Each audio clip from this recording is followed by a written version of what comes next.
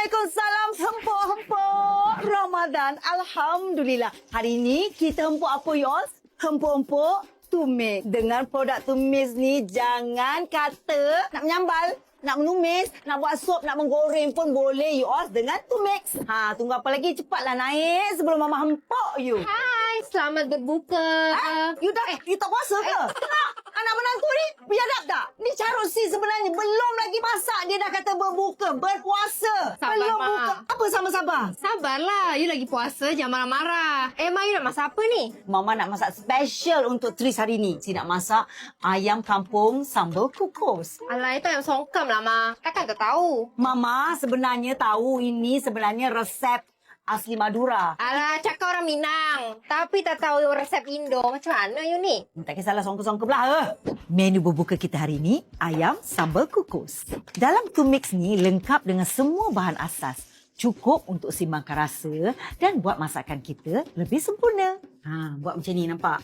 Kau gaulkan Tris ya. Okey. You orang Indo, Mama orang Malaysia. Mama orang Malaysia lebih pandai masak masakan Indo daripada you. Macam mana? You kan dah makcik, Ma. Dah makcik. Yalah. Marah pula kita cakap dia makcik. Memang betul pun. Jangan lupa pakai terasi, okey? Terasi itu belacan. Jangan cakap tak pandai cakap Melayu. Sekarang kita kisar ya. Jangan halus-halus tau.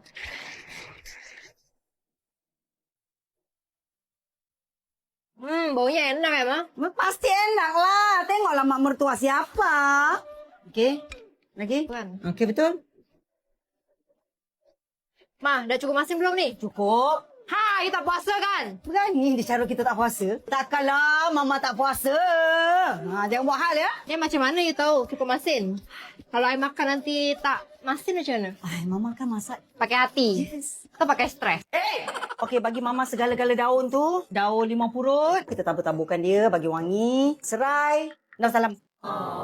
Kenapa? You cakap salam. Bukan salam, daun salam. Oh, lambatlah. Nampak tak benda ni semua dah berasak. Makanya kalau masak tu jangan panik. Chill je. Daun salam macam tu. Bukan salam. Harumnya mah. Saya tengok. Dah, tak payah tengok tahu. Resepi Mama memang semuanya sedap. Alah, jangan confident sangat. Boleh tak? Tak confident pula kan aku masak tak sedap dia komplain. Ayam sambal kukus siap. Resepi ayam sambal kukus ini memang sesuai untuk iftar lepas seharian kita berpuasa dan sesuai untuk family gathering. Nak cuba resepi ni? Jom cuba dengan Tumix. Selamat menyambut Ramadan Al-Mubarak dan selamat berbuka. Alhamdulillah. Alhamdulillah.